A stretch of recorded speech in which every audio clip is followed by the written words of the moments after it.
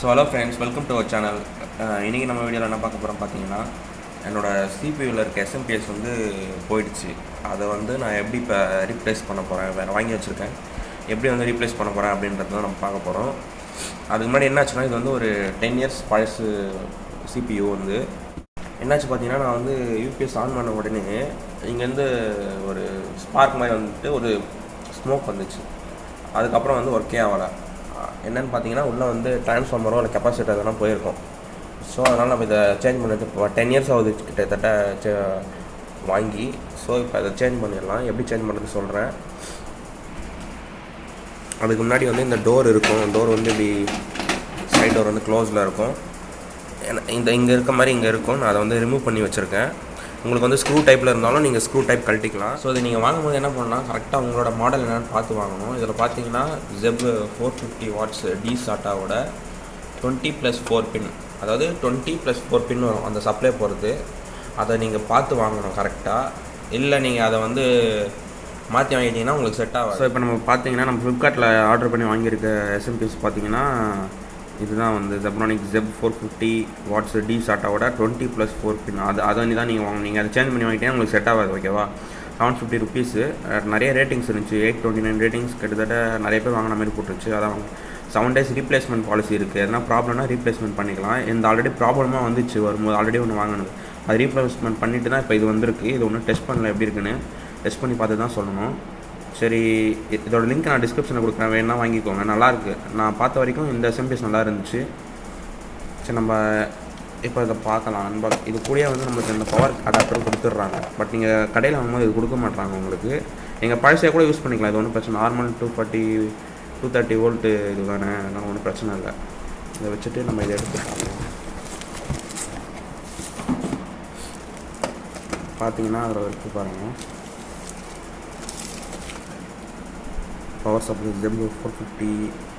So இந்த 20+4 பின் check பண்ணிக்கோங்க எப்பயுமே.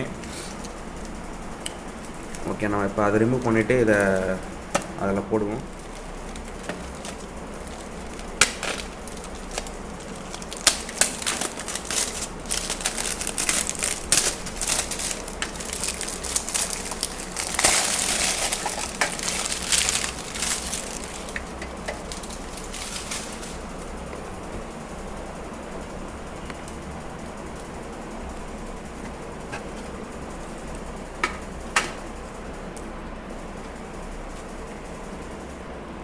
இதுதான் சாட்டான்னு சொல்லுவாங்க. அது இந்த 2 பின் இருக்குல்ல, இந்த 2 பின்னு தான் வந்து சாட்டான்னு சொல்லுவாங்க. இருங்க காட்டுறேன்.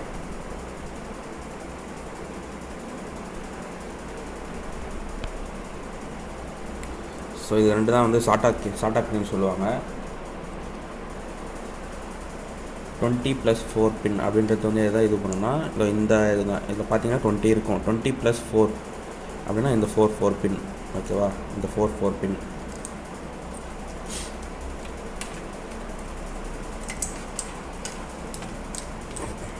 இதை தனியாக எடுத்து வச்சுட்டு நம்ம இங்கே வந்து பார்ப்போம்.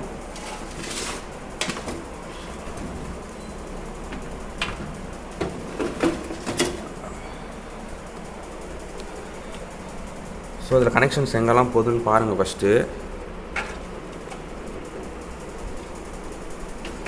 வெயில் அடிக்குது, நம்ம தள்ளிக்கலாம். இப்போ இதில் பார்த்தீங்கன்னா, அந்த மெயின் பவர் கேபிள் வந்து அந்த 20 பின் வந்து எங்கே போகுதுன்னா இங்கே போகுது. இங்கே போய் கனெக்ட் பண்ணியிருக்காங்க. நெக்ஸ்ட்டு வந்து ஹார்ட் டிஸ்க்குக்கு ஒரு சாட்டாவும், மேலே டிவிடி டிரைவுக்கு ஒரு சாட்டாவும் கனெக்ட் பண்ணியிருக்கோம். நெக்ஸ்ட்டு ஒரு பவர் சப்ளை பார்த்தீங்கன்னா இங்கே போர்டில் வருது, மதர் போர்டுக்கு. இது வந்து பார்த்திங்கன்னா நம்ம ஃபேனுக்கு, நம்ம சைடில் இருக்கிற ஃபேன், அந்த ஃபேனுக்கான பவர் சப்ளை. ஸோ இவ்வளோ தான் இருக்குது. நம்ம இப்போ என்ன பண்ணிவிடுவோம், அதை ரிமூவ் பண்ணிவிட்டு அப்புறம் வந்து ப்ளக் பண்ணிக்கலாம்.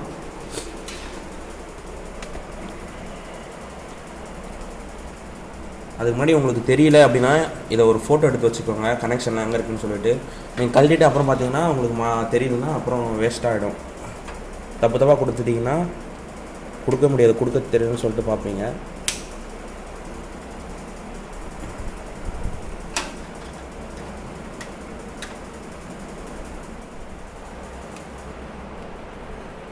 ஸோ பார்த்தீங்கன்னா அதை நான் கழட்டிட்டேன், அங்கே வந்து கழட்டிட்டு எடுத்து வச்சுருக்கேன். அப்படியே இன்னும் டிஸ்கனெக்ட் பண்ணல எந்த கேபிளையும்.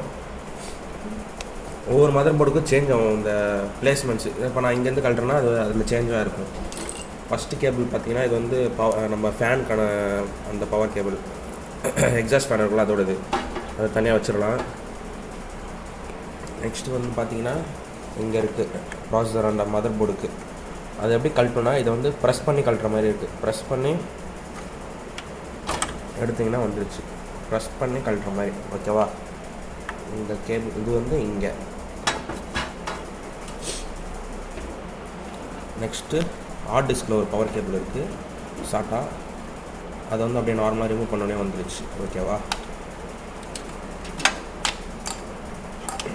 அப்படியே நம்ம மேலே டிவிடி அந்த ஒன்று இருக்குது, அதே மாதிரி ரிமூவ் பண்ணால் அதுவும் வந்துடுச்சு. நெக்ஸ்ட்டு நம்ம அந்த 20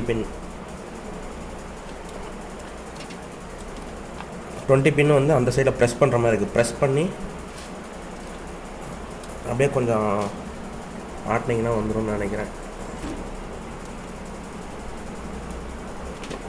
கொஞ்சம் கஷ்டமாக இருக்குது.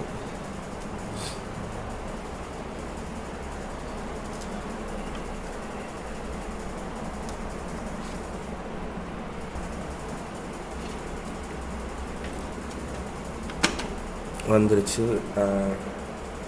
இதுக்கு பார்த்திங்கன்னா அந்த ப்ரெஸ் பண்ணி கழட்டுற மாதிரி டைப், ஓகேவா? அவ்வளோதான், எல்லாத்தையும் எடுத்தாச்சு. பழைய ரிமூவ் பண்ணியாச்சு. ரிமூவ் பண்ணி அப்படி வச்சிடலாம். வச்சுட்டு இப்போ நம்ம புதுசு எடுத்து கனெக்ட் பண்ணலாம். புதுசு இதுதான். புதுசு வந்து ஃபஸ்ட்டு அங்கே செட் ஆகுதான்னு சொல்லிட்டு பார்த்துக்கோங்க. மேக்ஸிமம் எல்லாம் சேமாக தான் இருக்கும். ஓகே, கரெக்டாக ஃபிட் ஆகுது. நம்ம எடுத்து இப்படி மேலே வச்சுட்டு கனெக்ட் பண்ண ஆரம்பிச்சிடலாம். அதேமாதிரி கனெக்ட் பண்ணுவோம். ஃபஸ்ட்டு வந்து இந்த 20 பின்னை வந்து நம்ம இங்கே கனெக்ட் பண்ணுவோம்.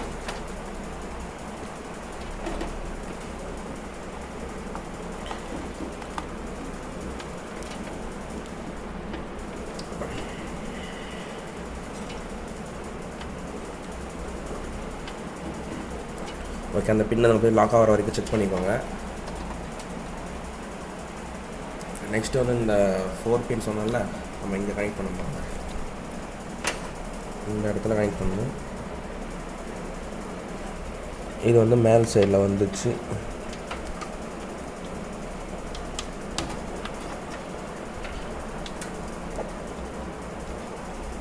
ஸோ கனெக்ட் பண்ணியாச்சு.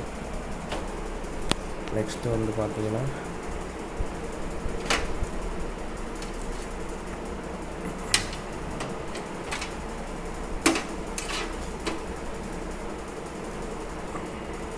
இது 2 ஃபேன் கேபிள், இது தனியாக வச்சுருவோம். கடைசியாக தான் நம்ம மாட்டோம்.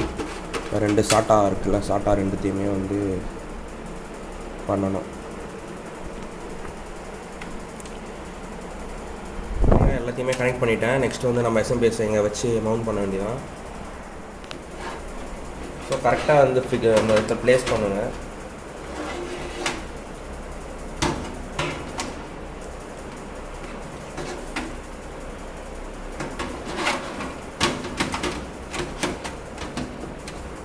ஓகே, கரெக்டாக ப்ளேஸ் ஆகிடுச்சு. 4 சைடுமே வந்து ஸ்க்ரூ போட்டுருங்க.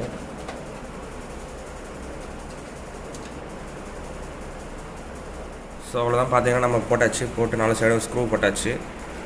இப்போ திரும்பி பார்த்தீங்கன்னா கரெக்டாக இருக்கும் உங்களுக்கு. இந்த ஒயர்லாம் வந்து கரெக்டாக இந்த சைடு இழுத்து விட்ருங்க உங்களுக்கு. இது பண்ணதுக்கப்புறம் இது வந்து நம்ம ஃபேனுக்கு கனெக்ட் பண்ண வேண்டிய பவர் சப்ளை. மேலே ஒன்று கீழே ஒன்று இருக்குது. அது கடைசியாக பண்ணிக்கலாம். கடைசியாக ஒரு தடவை செக் பண்ணுங்கள் கரெக்டாக இருக்கான்னு சொல்லிட்டு. ஓகே, கரெக்டாக இருக்குது. நம்ம வந்து இப்போ பவர் சப்ளை கொடுத்து பார்ப்போம். ஸோ நான் கனெக்ட் பண்ணிட்டேன். இப்போ டெஸ்ட் பண்ணி பார்ப்போம்.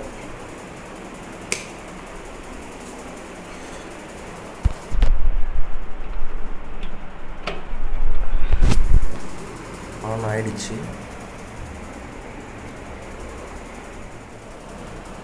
ஸோ ஆன் ஆகிடுச்சு. ஃபேன் ஓடுது.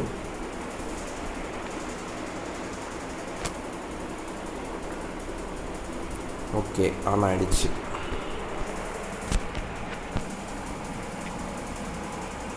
ஸோ அந்த கேபிள் வந்து இது மாதிரி டச் ஆகும். அதனால் நீங்கள் என்ன பண்ணணுன்னா கொஞ்சம் நல்லா இந்த சைடில் ஆர்கனைஸ் பண்ணி வச்சுருங்க. இது வந்து பார்த்தீங்கன்னா பழைய எஸ்எம்பிஎஸ்க்குள்ளே இருக்க கெப்பாசிட்டர் ரெசிஸ்டர் அதுதான் எரிஞ்சு போயிருக்கு. ஏன் வந்து ஒர்க் ஆகலைன்னு செக் பண்ணி பார்க்கும்போது இது போயிட்டு இருந்துச்சு. ஸோ இதுதான் ப்ராப்ளம். இது மாதிரி தான் உங்களுக்கும் போயிருக்கும் ஏதாவது. ஸோ நீங்கள் சேஞ்ச் பண்ணிக்கிறது பெஸ்ட்.